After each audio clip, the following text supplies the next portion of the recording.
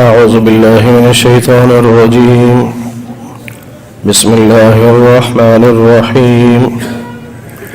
من كان يريد الحياة الدنيا وزينتها نوفي إليهم أعمالهم فيها وهم فيها لا يبخسون.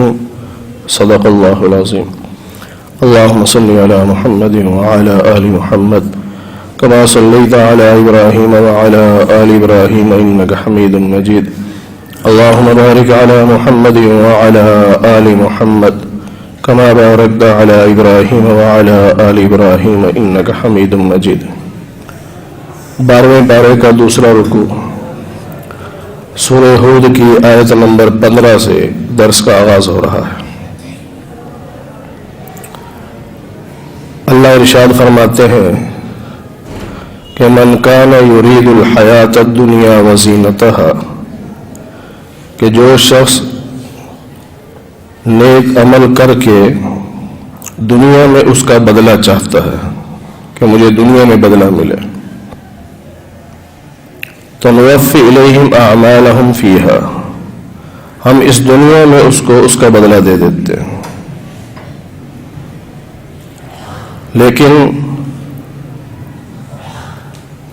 آخرت میں اس کے لیے کوئی بدلہ نہیں ہوگا، بلکہ آخرت میں اس کے لیے جہنم کی آگ ہے.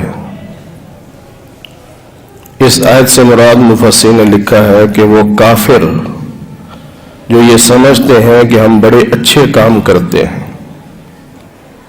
رفاہی کام کرتے ہیں، ہسپتال بنا دیتے ہیں، پل بنا دیتے ہیں اور لوگوں کے لیے بڑے فائدے کے کام کرتے ہیں، لیکن ایمان نہیں ہے، تو اس لیے دنیا میں ان کو بدلہ مل جاتا ہے، آخرت میں نہیں ملے گا، آخرت میں وہ جہنم میں جائیں گے. اور اس میں ہمیں بھی سمجھایا گیا ہے کہ کسی بھی نیک عمل کا بدلہ دنیا میں نہ چاہو، آخرت میں چاہو. کبھی کبھی اللہ تعالیٰ دنیا میں بھی دے دیتے ہیں تو وہ اللہ کا انعام ہے. اپنی نیت نہیں ہونی چاہیے کہ مجھے اس کے دنیا میں بدلہ ملے. ہر عمل کے بعد نیت یہ ہو کہ مجھے اس کا بدلہ اللہ تعالیٰ آخرت میں دے. وَحَبِطَ مَا صَنَعُوا فِيهَا، ان کے سارے اعمال جو دنیا میں ہوئے برباد اور باطل ہیں، کیونکہ عمل کی قبولیت کے لیے ایمان شرط ہے. جب ایمان ہی نہیں تو کوئی عمل قبول نہیں. اللہ فرماتے ہیں کہ ایک شخص سیدھے راستے پہ ہے اپنے رب کی مہربانی سے، اور اس کے پاس گواہ بھی موجود ہے یعنی قرآن مجید، اور ایک اور گواہ اس کا موجود ہے یعنی موسیٰ علیہ السلام پر جو کتاب اتاری گئی کہ اس میں بھی ایمان والوں کی نشانیاں لکھی تھیں. اور یہ لوگ قرآن کریم پر بھی ایمان رکھتے ہیں، تورات پر بھی ایمان رکھتے ہیں. اب ایک شخص وہ ہے جو اللہ کی کتاب کا انکار کرتا ہے، قرآن مجید کا انکار کرتا ہے، میں نہیں مانتا اس کو، تو فالنار موعدہ، اس کے لیے بھی آگ کا وعدہ ہے، جہنم کا وعدہ. جو قرآن کا انکار کرے گا وہ جہنم میں جائے گا.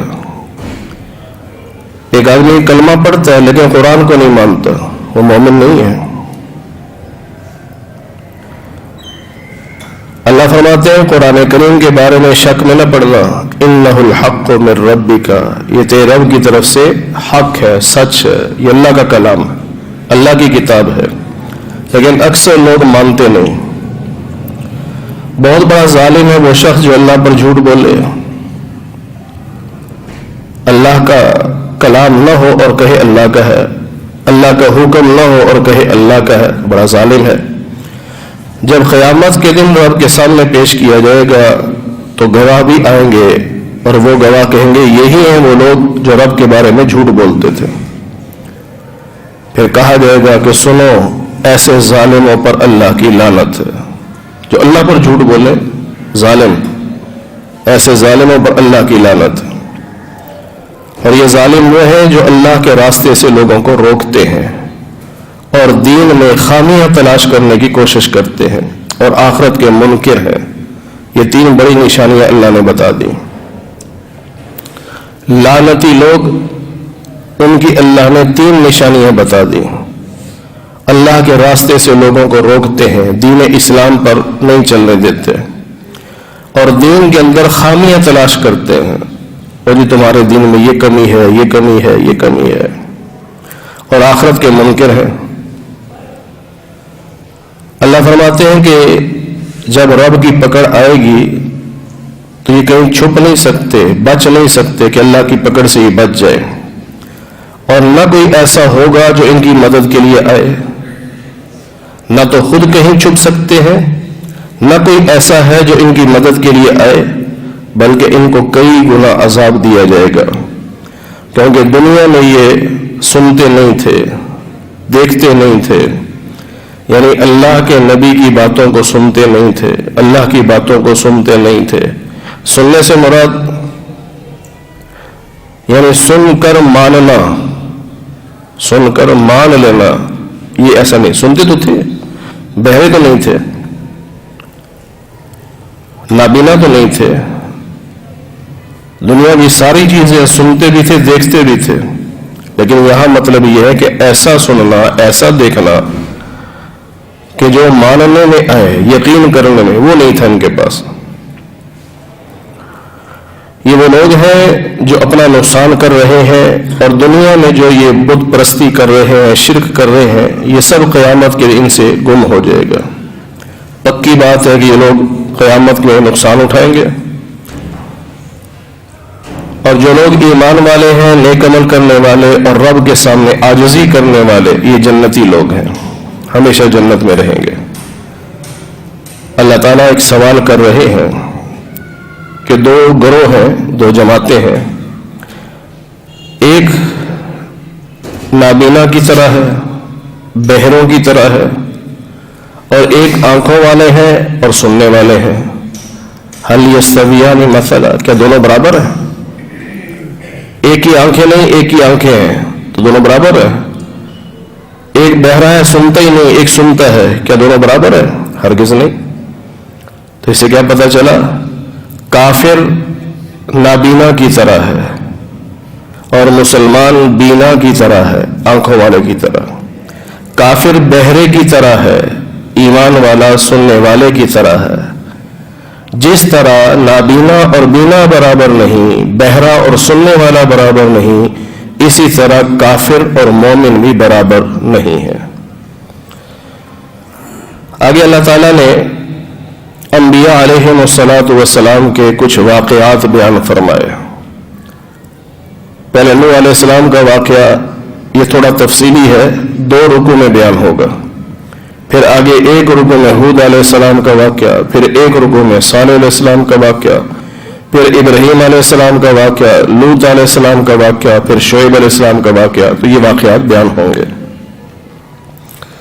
اللہ فرماتے ہیں کہ ہم نے نوح علیہ السلام کو رسول بنا کے بھیجا ان کی قوم کی طرف، اور انہوں نے بتایا انی لکم نذیر مبین، میں تمہیں واضح تبلیغ کرنے آیا ہوں، جہنم کے عذاب سے ڈرانے کے لیے آیا ہوں، اور میرا پیغام یہ ہے کہ اللہ تعبدوا الا اللہ، اللہ کے سوا کسی کی عبادت نہ کرو، صرف اللہ کی عبادت کرو، اور اگر تم میری بات نہیں مانتے تو مجھے ڈر لگتا ہے کہ دردناک عذاب تمہیں نہ دیا جائے۔ تو آپ کی قوم کے جو کافر سردار تھے وہ کہنے لگے ما نراک الا بشرا مثلنا، آپ میں اور ہم میں کوئی فرق تو ہے نہیں، ہمارے جیسے نظر آتے ہیں آپ، ہم تو اپنے جیسا آپ کو دیکھ رہے ہیں، اور جو آپ کا کلمہ پڑھنے والے ہیں وہ بھی کوئی بڑے لوگ نہیں ہیں، عام مزدور طبقہ ہے جس کو دیکھنے میں لگتا ہے گھٹیا سے لوگ ہیں، بس وہ آپ کا کلمہ پڑھنے والے ہیں، اور آپ کو ہمارے خلاف کوئی فضیلت بھی حاصل نہیں ہے کہ آپ کو کوئی مرتبہ اونچا ہو، بلکہ ہم تو یہ سمجھتے ہیں کہ آپ جو نبوت کا دعویٰ کر رہے ہیں نعوذ باللہ یہ جھوٹا دعویٰ ہے۔ ابراہیم علیہ السلام، نوح علیہ السلام نے فرمایا کہ اے میری قوم، کیا خیال ہے تمہارا اگر میں اپنے رب کی مہربانی سے سیدھے راستے پہ چلنے والا ہوں اور رب نے مجھ پر اپنی رحمت کی ہو اور تمہیں وہ رحمت نظر نہ آتی ہو، اندھے ہو تم، انلزمکموہا، کیا ہم تمہیں زبردستی دین پر لا سکتے ہیں جبکہ تم نہ چاہتے ہو؟ کوئی کسی کو زبردستی دین پر نہیں لا سکتا۔ اللہ نے نبیوں کو بھی بتا دیا کہ کہہ دو کہ ہم زبردستی تمہیں دین پر نہیں لا سکتے، دین پر وہی آئے گا جس کو رب لائے گا، ہدایت رب کے ہاتھ میں ہے، کسی اور کے ہاتھ میں نہیں۔ پھر فرمایا کہ میری قوم، میں تم سے کوئی مال تو نہیں مانگ رہا، تمہیں تبلیغ کر رہا ہوں نا، تو تبلیغ کے بدلے میں کوئی پیسے مانگ رہا ہوں، کوئی مال مانگ رہا ہوں؟ کچھ بھی نہیں۔ اس تبلیغ کے بدلے میں مجھے جو معاوضہ ملنا چاہیے وہ میرے اللہ کے ذمہ ہے، اللہ دے گا مجھے، میں تم سے نہیں مانگتا۔ پھر سرداروں نے کہا، 7ویں پارے میں گزر چکا ہے کہ ہمارے نبی صلی اللہ علیہ وسلم سے بھی مکہ کے سرداروں نے کہا تھا، تو یہاں نوح علیہ السلام کی قوم کے سرداروں نے بھی کہا کہ جی ہم بڑے لوگ ہیں، جب آپ کے پاس آتے ہیں تو آپ کے پاس گھٹیا قسم کے لوگ بیٹھے ہوتے ہیں، ہم ان کے برابر نہیں بیٹھ سکتے، آپ ان کو اٹھا دیا کریں، پھر ہم بیٹھا کریں گے، آپ کی بات سنیں گے۔ اس پہ نوح علیہ السلام نے فرمایا، وما انا بطارد الذین آمنوا، میں مومنوں کو اپنے پاس سے نہیں اٹھا سکتا۔ مالدار یا غریب ہونا یہ الگ بات ہے، ایمان والے ہیں، میں اپنے پاس سے ایمان والوں کو نہیں اٹھا سکتا، اور ان ایمان والوں نے بھی قیامت کے دن رب کے سامنے جانا ہے، تو اگر رب کو شکایت کر دی تو پھر، اور تمہارا یہ موقف کہ ہم غریبوں کے ساتھ نہیں بیٹھ سکتے، میں تمہیں جاہل دیکھ رہا ہوں۔ یہ جاہل ہی ایسی باتیں کر سکتا ہے، پڑھا لکھا نہیں کر سکتا۔ سمجھدار آدمی کو تو پتہ ہے کہ چاہے کوئی بادشاہ ہو اور چاہے کوئی فقیر ہو، ہیں تو دونوں رب کے بندے، مالک تو ایک ہی ہے ہمارا، ہمارے ماں باپ بھی تو ایک ہی ہیں، چاہے پوری دنیا کا بادشاہ ہو اور چاہے اس کا نوکر ہو، ماں باپ تو آدم علیہ السلام ہی ہے نا، حضرت حوا ہی ہے نا، تو پھر کس چیز کا فرق ہے؟ پھر فرمایا، اے میری قوم، اگر بالفرض میں ان غریبوں کو اپنے پاس سے اٹھا دوں تو بتاؤ رب کے سامنے پھر میری کون مدد کرے گا؟ اگر رب نے پکڑ لیا کہ کیوں اٹھایا تھا غریبوں کو، تو بتاؤ میری مدد کون کرے گا؟ کوئی بھی نہیں کر سکتا۔ جس طرح مشرکین مکہ نے نبی علیہ السلام سے کہا تھا کہ جی اگر آپ اللہ کے رسول ہیں تو خزانوں کے ڈھیر لگا دیں،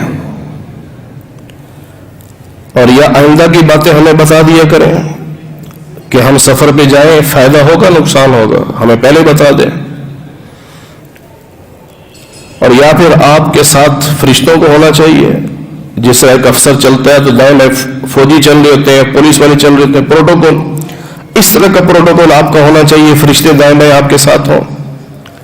تو نوح علیہ السلام نے بھی یہی فرمایا، وَلَا أَقُولُ لَكُمْ، میں تمہیں نہیں کہتا کہ عِندِي خَزَائِنُ اللَّهِ، کہ اللہ کے خزانے میرے پاس ہیں، خزانے اللہ کے پاس ہیں، خزانوں کا مالک اللہ ہے، اللہ چاہے نبی کو دے چاہے نہ دے، اللہ چاہے امتی کو دے چاہے نہ دے، یہ اللہ کے کام ہے، خزانے کسی اور کے اختیار میں نہیں، یہ اللہ کے اختیار میں۔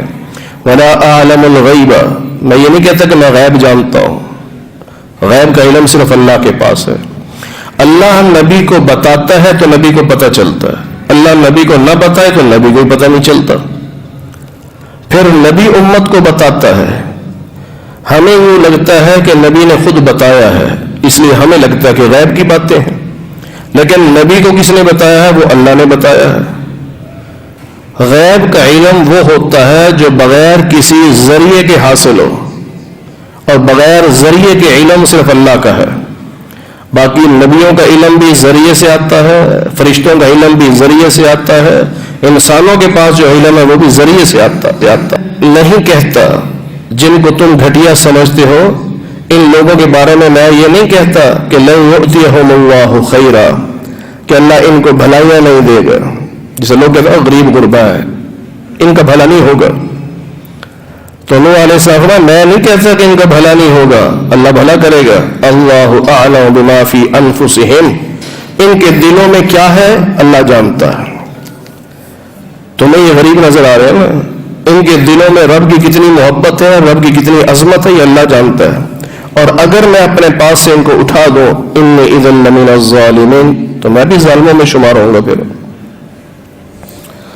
ساری باتیں سن کر قوم کہنے لگی اے نوح آپ نے جھگڑا کیا اور بہت جھگڑا کیا، لہذا اب آگے بحث نہیں چلے گی. فَأْتِنَا بِمَا تَعِدُنَا إِن كُنتَ مِنَ الصَّادِقِينَ، اگر آپ سچے ہیں عذاب لے آئے ہم پر. بس اب یہی فیصلہ ہے، عذاب لے آئے. تو نوح علیہ السلام نے فرمایا إِنَّمَا يَأْتِيكُم بِهِ اللَّهُ، یہ عذاب میں نہیں لا سکتا، اللہ لائے گا. ان شاء، اگر رب چاہے گا تو، رب چاہے گا تو عذاب آئے گا، جب چاہے گا تب آئے گا. نبی کی چاہت پر عذاب نہیں، اللہ کی چاہت پر عذاب آئے گا. اور جب آ گیا تو وما انتم بمعجزین، پھر تم بچ نہیں سکتے، بھاگ نہیں سکتے، چھپ نہیں سکتے کہیں. اور یاد رکھو جب عذاب آ گیا نا تو پھر میری نصیحتیں تمہیں فائدہ نہیں پہنچائیں گی. اب میں تمہیں نصیحت کر رہا ہوں، خیر خواہی تمہاری کر رہا ہوں، تمہیں سمجھا رہا ہوں، اب بات مان لو. جب عذاب آیا پھر تم کہو کہ ہم ایمان لاتے ہیں، اس وقت میری نصیحتیں تمہارے کام نہیں آئیں گی. ان کان اللہ یرید ان یغویکم، اگر اللہ چاہے تمہیں گمراہ کرنا، بھٹکانا، جہنم میں پھینکنا، تو میری نصیحتیں تمہارے کام نہیں آئیں گی. اور یاد رکھو اسی اللہ کی طرف تم سب نے لوٹ کر جانا ہے. ام یقولون افترا، کہتے ہیں کہ اس نے خود گھڑ لیا ہے، یعنی قرآن مجید. نعوذ باللہ کافر کہتے تھے کہ نبی نے خود بنا لیا. اللہ فرماتے ہیں کہ اگر یہ کہتے ہیں کہ خود بنا لیا تو آپ ان کو بتائیے ان افتریتہ، اگر میں نے قرآن خود بنایا ہو تو فعلی اجرامی، تو اس کا جرم میرے ذمہ ہوگا نا. اگر میں نے خود بنایا ہو اور کہا ہو کہ رب کا ہے، جھوٹ بولا، اگر میں خدا نخواستہ جھوٹا ہوں تو اس جرم کی سزا کس کو ملے گی؟ مجھے ملے گی، تمہیں تو نہیں ملے گی. اور یاد رکھو تمہارے جرموں سے میں بری ہوں. گناہ تم کرو اور سزا مجھے ملے، ایسا نہیں ہوگا. یا گناہ میں کروں سزا تمہیں ملے، ایسا نہیں ہوگا. جو گناہ گار ہے وہ خود سزا بھگتے گا. مشرکین مکہ بھی بعض دفعہ کہتے تھے مکہ والوں سے کہ محمد صلی اللہ علیہ وسلم کی مجلس میں نہ جایا کرو، ان کی باتیں نہ سنا کرو، وہ تمہیں ڈراتے ہیں جہنم سے، نہ جایا کرو. پہلی بات تو یہ ہے کہ جہنم ہے کوئی نہیں. اگر بالفرض جہنم ہوئی تو تمہارے گناہوں کا بوجھ ہم اٹھا لیں گے، تمہیں جہنم نہیں جانے دیں گے، ہم اٹھا لیں گے بوجھ. یہ مکہ کے سردار کہتے تھے. اس پہ اللہ نے فرمایا وَلَا تَزِرُ وَازِرَةٌ وِزْرَ أُخْرَى، کوئی کسی کے گناہوں کا بوجھ نہیں اٹھائے گا. ہر ایک کو اپنے گناہوں کا بوجھ خود اٹھانا پڑے گا، ہر ایک کو اپنے گناہوں کی سزا خود بھگتنی پڑے گی.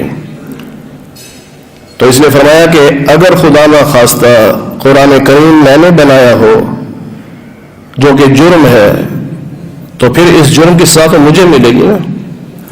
اور اگر اللہ کا کلام ہو اور تم نہ مانتے ہو تو یہ جرم ہے، اس جرم کی سزا تمہیں ملے گی. میں تمہارے جرم سے بری، تم میرے جرم سے بری. آگے پھر اللہ تعالیٰ نے نوح علیہ السلام کو حکم دیا کشتی بناؤ. کیسی بناؤ؟ پھر کشتی میں سوار ہو جاؤ. پھر سیلاب آیا، کشتی میں سوار ہونے والے بچ گئے، باقی سب ہلاک ہو گئے. تو اس پورے واقعے میں جو ہمیں سبق دیا جائے گا وہ یہ ہے کہ نبی کو اللہ کا رسول مانو اور رسول کی اطاعت کرو. اگر اللہ کی بات نہیں مانو گے یا اللہ کے رسول کی بات نہیں مانو گے تو جس طرح قوم نوح ہلاک ہوئی تم بھی ہلاک ہو جاؤ گے. کامیاب وہی ہوگا جو اللہ اس کے رسول کی بات کو مانے گا. اللہ تعالی ہمیں قرآن کریم کی صحیح سمجھ نصیب فرمائے. الحمدللہ رب العالمین والعاقبۃ للمتقین والصلاة والسلام على سید الانبیاء والمرسلین وعلى آلہ واصحابہ اجمعین. اے اللہ ہم سب کے صغیرہ کبیرہ گناہوں کو معاف فرما. اے اللہ درس قرآن کو اپنی بارگاہ میں قبول فرما، اے اللہ بیماروں کو صحت کاملہ نصیب فرما، بے روزگاروں کو حلال رزق نصیب فرما، حرام کے لقمے سے ہماری حفاظت فرما، اے اللہ جتنے مسلمان دنیا سے جا چکے سب کی مغفرت فرما دے، اے اللہ سب کو جنت الفردوس میں اعلیٰ مقام نصیب فرما دے، اے اللہ ہم سب کو قیامت کے دن حضور نبی پاک صلی اللہ علیہ وسلم کی شفاعت نصیب فرما، جنت میں آپ کی رفاقت نصیب فرما، آپ کے دست مبارک سے حوض کوثر کا پانی پینا نصیب فرما، اے اللہ جیسے آج ہم آپ کے گھر میں آپ کے قرآن کے نام پر اکٹھے ہیں، اے اللہ ہم سب کو جنت میں بھی اکٹھا فرما دے، اے اللہ محض اپنے فضل و کرم سے حضور نبی پاک صلی اللہ علیہ وسلم کے صدقے سے ہماری دعاؤں کو قبول فرما لے، وصلی اللہ علی النبی الکریم برحمتک یا ارحم الراحمین۔